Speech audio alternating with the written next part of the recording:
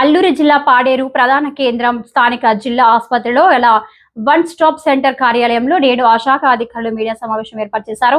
ఈ సమావేశంలో one stop centre case centre administration Kola Ernamma మీడియాతో మాట్లాడుతూ ఈ మీడియా సమావేశం ఏర్పాటుకు గల ముఖ్య కారణం ఏంటంటే మహిళల రక్షణ కొరకు నేడు పాడేరు ప్రధాన కేంద్రంలో వన్ స్టాప్ సెంటర్ ఏర్పాటు చేయడం జరిగిందని, దీని యొక్క ముఖ్య ఉద్దేశం ఏంటంటే ఎవరైనా మహిళలు గృహ హింసలకు గురైన, బాలికలు లైంగిక వేధింపులకు బారిన పడినా అటువంటి వారు ఈ వన్ స్టాప్ సెంటర్ లో ఫిర్యాదు చేస్తే తక్షణమే మేము రంగంలోకి దిగి పూర్తి స్థాయిలో విచారణ చేపట్టి వివరాలు సేకరించి నిజాలు వెలుగులోకి తీసుకువచ్చి పోలీసుల సహకారంతో ఆ సమస్య పరిష్కారం చేసి నిందితులకు కఠినమైన శిక్ష పడేలా చేయడం జరుగుతుందని, నేటికి అల్లూరు జిల్లాలో 65 మంది బాధిత మహిళలకు ఈ వన్ స్టాప్ సెంటర్ ద్వారా న్యాయం జరిగిందని తెలిపారు.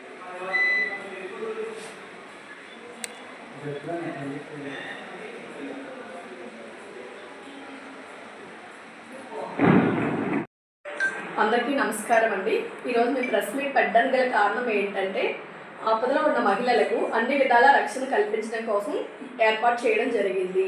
ఈ వన్ స్టాప్ సెంటర్ యొక్క ముఖ్య ఉద్దేశం ఏంటంటే ఎవరైతే శారీరకంగా, మానసికంగా, లైంగికంగా వేధింపులకు గురవుతారో అలాంటి వాళ్ళ కోసం మీ వన్ స్టాప్ సెంటర్లో సర్వీసెస్ అనేది ఇవ్వడం జరుగుతుంది.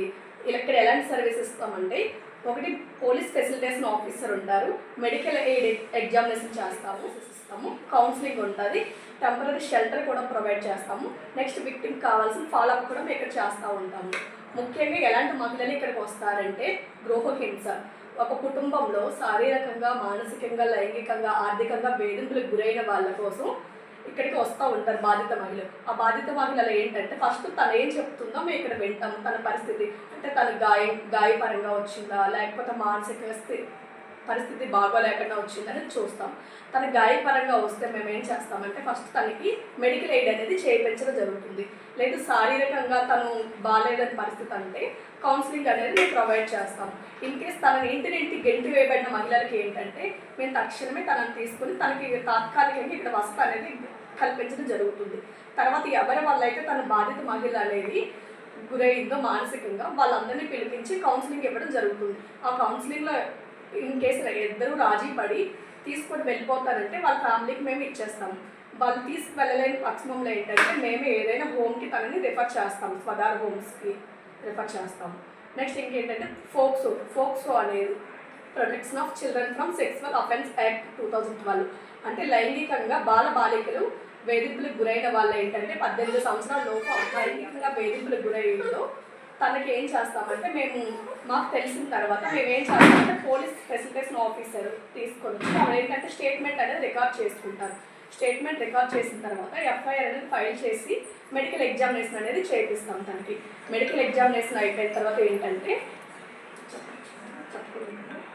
మీరు అంటే చూసుకొని చెప్పొచ్చు మేడం, పర్లేదు. ఫోక్సో అంటే protection of children from sexual offence act 2012.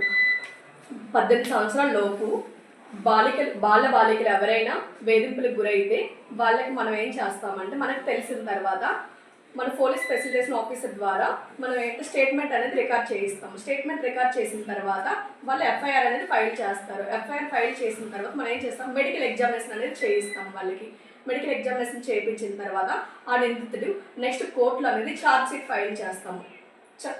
Charge sheet file అయిన తర్వాత తనకి నెక్స్ట్ ట్రయల్ రన్ వచ్చిన తర్వాత ఏం చేస్తామంటే తనకి కన్విక్టెడా విక్టిమా చూస్తాం. కన్విక్టెడ్ అంటే 6 తనకి పడింది అనుకోండి, అది ఎంత అనేది అక్కడున్న తన ఏజ్ని బట్టి అక్కడ 6 అనేది కొన్ని సందర్భాల్లో ఏంటంటే 6 అనేది జీవితకాలం కూడా ఉండొచ్చు. దాని ద్వారా కొంత ఆర్థిక సహాయం అనేది గవర్నమెంట్ నుంచి బాధిత మహిళకు మనం తన అకౌంట్లో నేరుగా మనమే జమ చేస్తాము. కాదు మేడం గారు, ఇప్పటి వరకు ఏజెన్సీ ప్రాంతంలో ఏమైనా లైంగిక వేధింపులు కానీ, ఈ బాల్య వివాహాలు కానీ, ఇటువంటివి ఏమైనా కేసులు ఏమైనా మీ దాకా వచ్చాయా? చెప్పండి. ఇప్పటిదాకా మనకి ఈ ఫోక్సో మీద 65 కేసులు అనేది నమోదు చేశాం సార్. నెక్స్ట్ ఇంకో బాల్య వివాహాలు అంటే 18 సంవత్సరాల లోపు అమ్మాయి, 21 సంవత్సరాల లోపు అబ్బాయిలు పెళ్లి చేసుకుంటే అది చట్టరీత్యా నేరం. అలా చేసుకునే ఎవరైనా 6 అరవలు. ఇన్కేస్ అమ్మాయి 18 సంవత్సరాలు నిండలేదు కాబట్టి తన శారీరకంగా, మానసికంగా తనకి ఎదుగుదల అనేది ఉండదు. ఇన్కేస్ పుట్టబోయే బిడ్డ కూడా ప్రాణహాని, తల్లికి బిడ్డకి ఇద్దరికి ప్రాణహాని అనేది ఉంటుంది.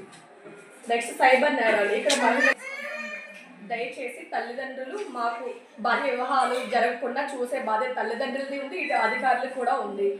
నెక్స్ట్ ఇక్కడ ఎక్కడైనా బాల్య వివాహాలు జరిగితే మాకు వెంటనే సంప్రదించవచ్చు. నెక్స్ట్ సైబర్ నేరాలు. సైబర్ నేరాలు అంటే ఇంటర్నెట్ ద్వారాగా, కంప్యూటర్ అండ్ ఇంటర్నెట్ ద్వారా ఏంటంటే వాళ్ళ ఫొటోస్ అనేది మార్ఫింగ్ చేయడం ద్వారా కూడా ఇక్కడ చాలామంది బాధితులు గురవుతున్నారు. నెక్స్ట్ వరకట్న వేధింపులు. వాళ్ళకి కుటుంబంలో ఇంకా అదనంగా కట్నం తీసుకురావాలని కూడా వేధిస్తున్నారు. అలాంటి వాళ్ళకు కూడా మనం కేసు అనేది ఫైల్ చేస్తాం. ఇంకొకటి పోస్ట్ యాక్ట్. పోస్ట్ యాక్ట్ అంటే మహిళలు పనిచేసే ప్రదేశంలో లైంగికంగా వేధింపులకు గురైతే అక్కడ కూడా మనం వేధింపులకు గురైన మహిళలకు కూడా మనము వాళ్ళ మీద చర్య తీసుకోవడం జరుగుతుంది. నెక్స్ట్ ఇంకొకటి ఏంటంటే pre marital counselling. Pre marital counselling అంటే పెళ్ళికి ముందు భార్య భర్తలకి మేము కౌన్సిలింగ్ అనేది ఇక్కడ వన్ స్టాప్ సెంటర్లో ఇస్తున్నాము. ఎలా అంటే వాళ్ళ ఫైనాన్షియల్ మేనేజ్మెంట్ అనేది